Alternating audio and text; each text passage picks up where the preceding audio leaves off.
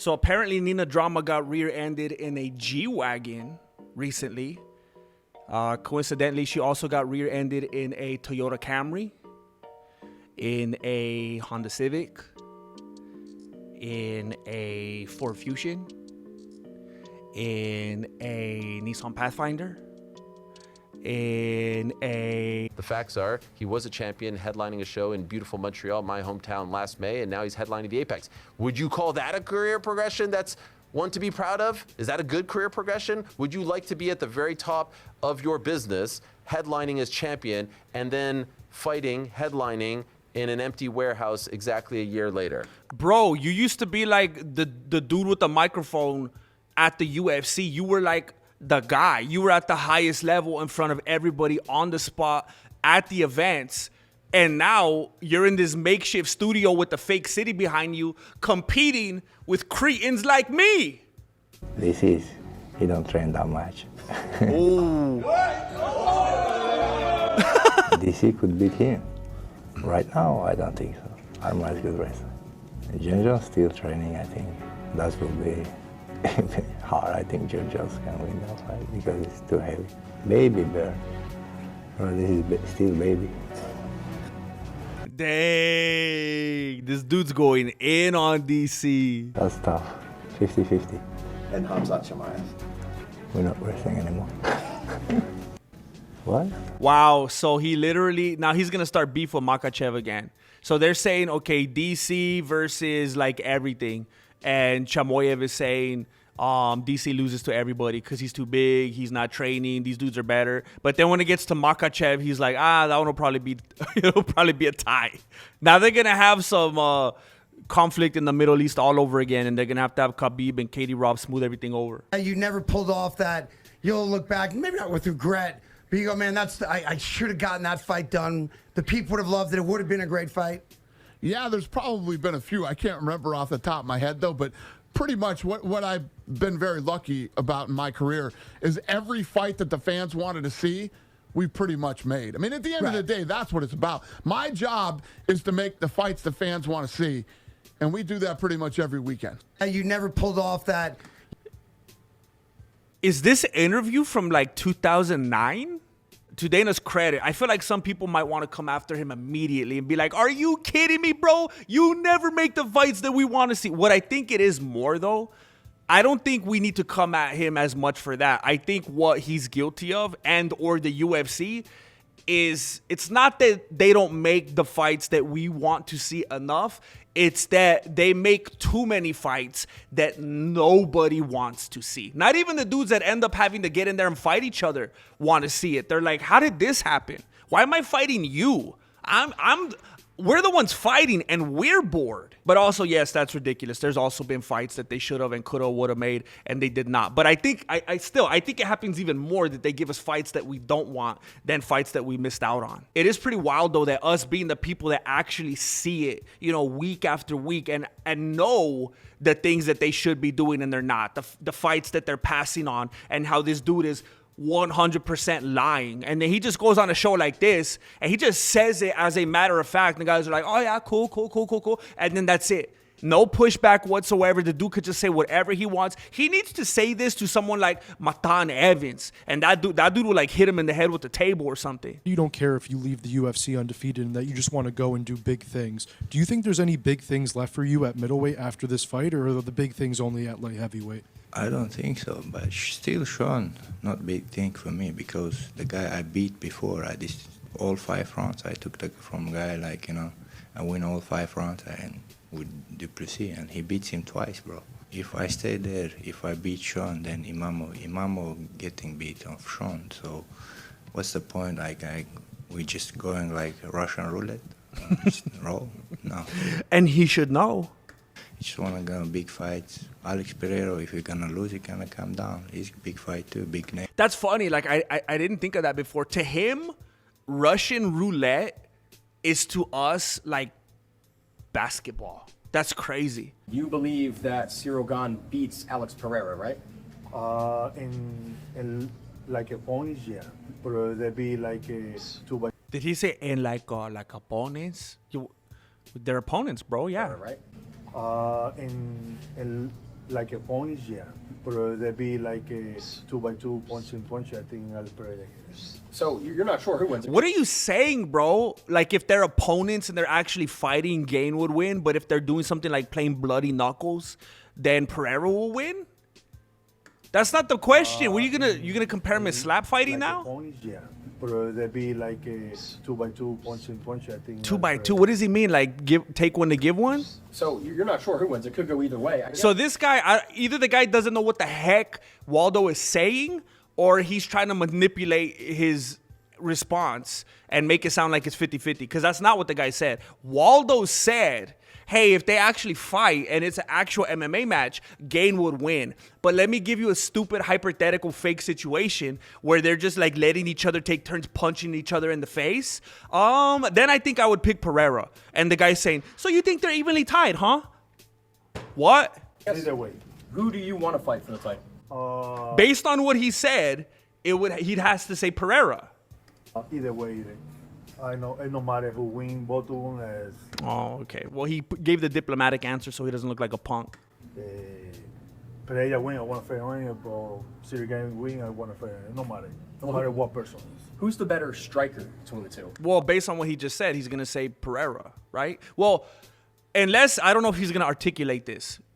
Gane is the better striker. Everybody knows that, right?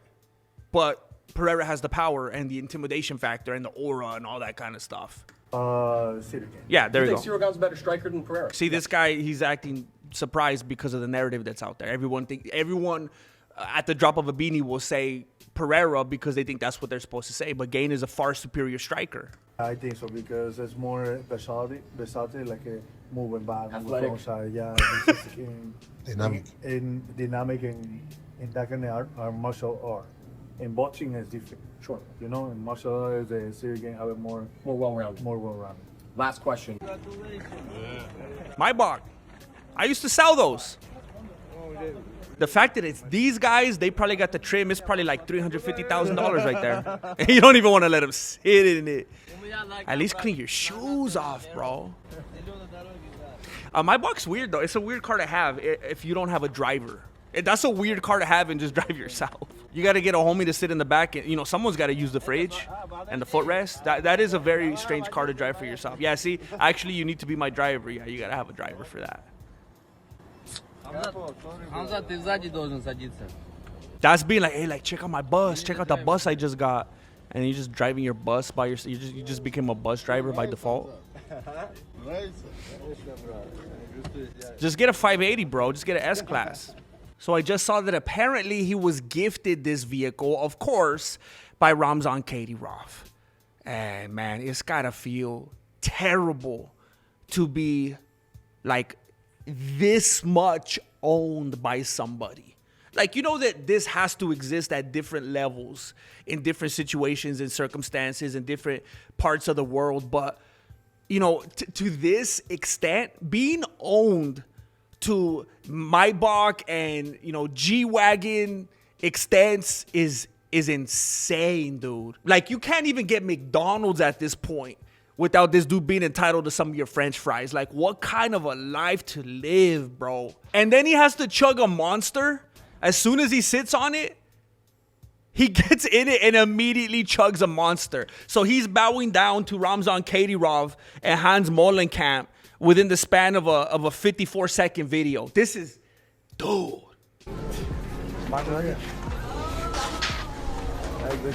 Christian, where have you been this 2 days? I'm not seeing you today. Dang, imagine Rountree and Chimaev end up like Chimaev and Strickland, and then they're just fighting years down the road, and then someone releases more footage like this.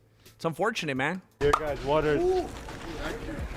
He's like, remember, brother, when you hugged me outside the Quickie Mart?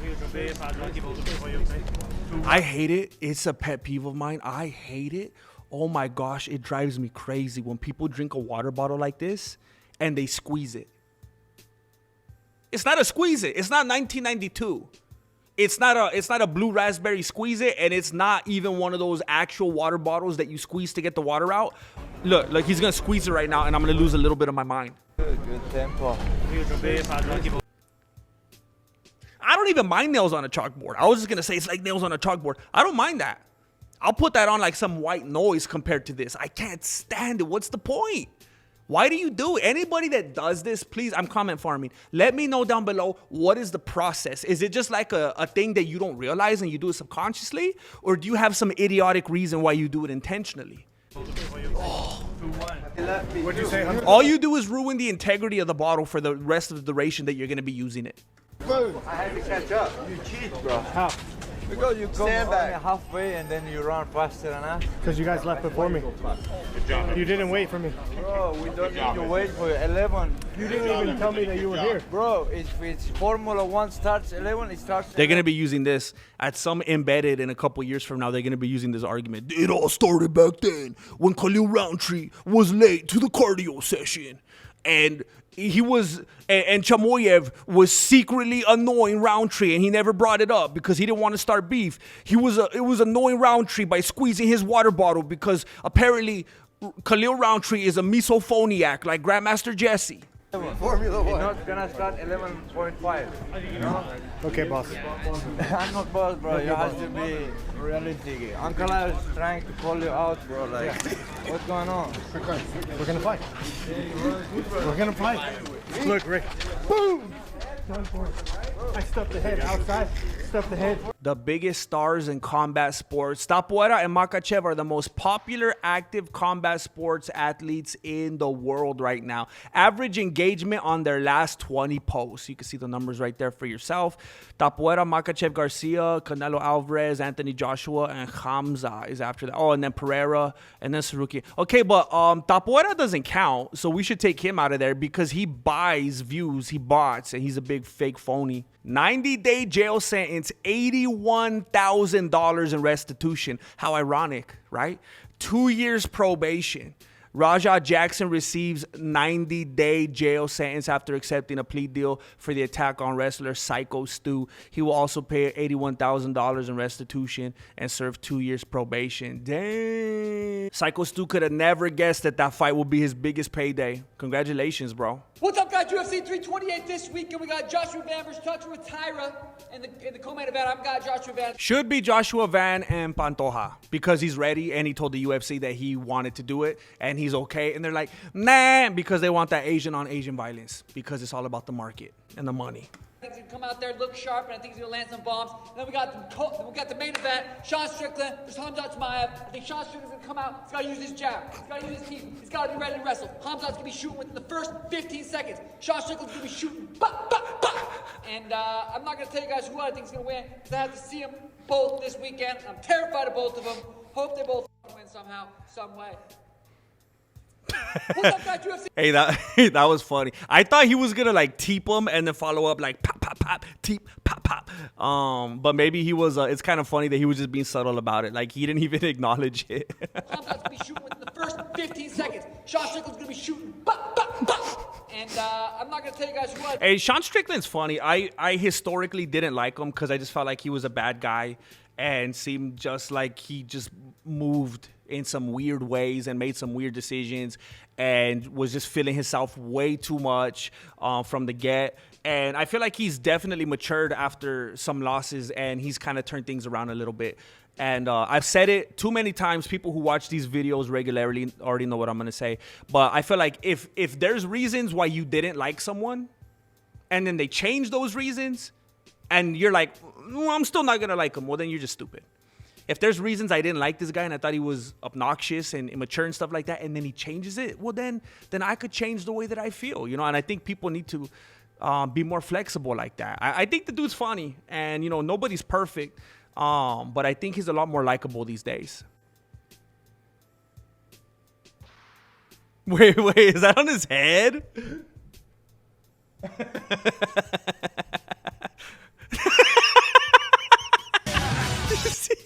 You see what I'm talking about? Like, this is funny, bro.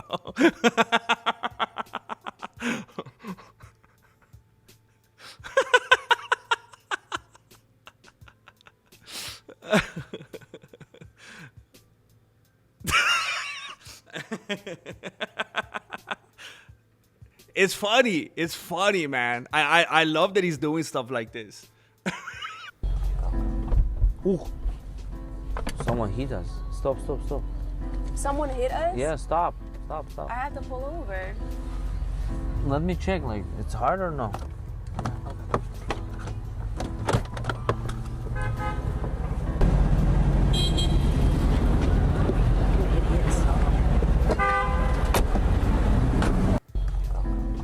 Ooh. Someone hit us. So apparently Nina Drama got rear-ended in a G-Wagon recently. Coincidentally, she also got rear-ended in a Toyota Camry, in a Honda Civic, in a Ford Fusion, in a Nissan Pathfinder, in a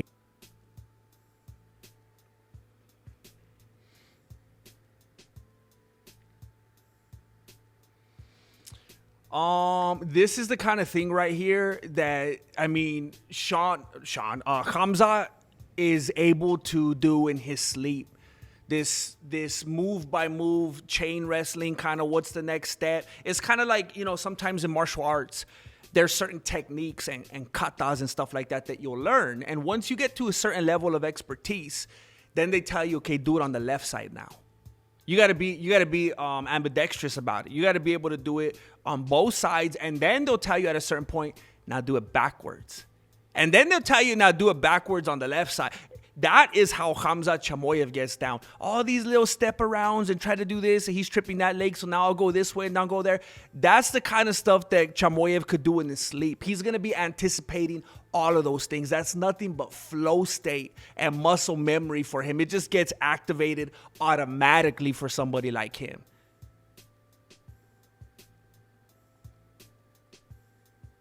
This is crazy, man. There's like no intensity here whatsoever. This is just not even, this isn't even close to like when you see Chimaev doing this kind of thing with somebody. This is just like, this is like JV wrestling status right here. Come on, dude. He looks confused and helpless down there. Dude looks more dazed and confused than Led Zeppelin. Yeah, leaning on the turnbuckle for some guidance. No, that's, yeah, man. I think it's what we already have known, right? And then he's doing it in knee pads, bro. Could you, dude, big old skater knee pads. Looks like he's about to go do some construction work on a roof or something, man. Now, I'm not a woman or a homosexual, but I feel like this is the kind of thing that would be like on OnlyFans. Like, maybe I don't quite see it that way or through that lens, but something about this just feels like it makes me feel uncomfortable. Like, it kind of makes me hungry, but then it makes me upset that I'm hungry. Like, I don't want this to make me feel anything. It gives me mixed emotions. So apparently a new side quest that Arman Tsarukyan is embarking on, he is in a music video now. I'm just happy that he's not dancing.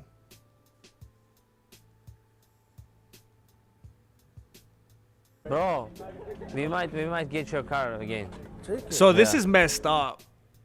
Apparently there's this dude that's being really nice to him and letting him borrow the G-Wagon.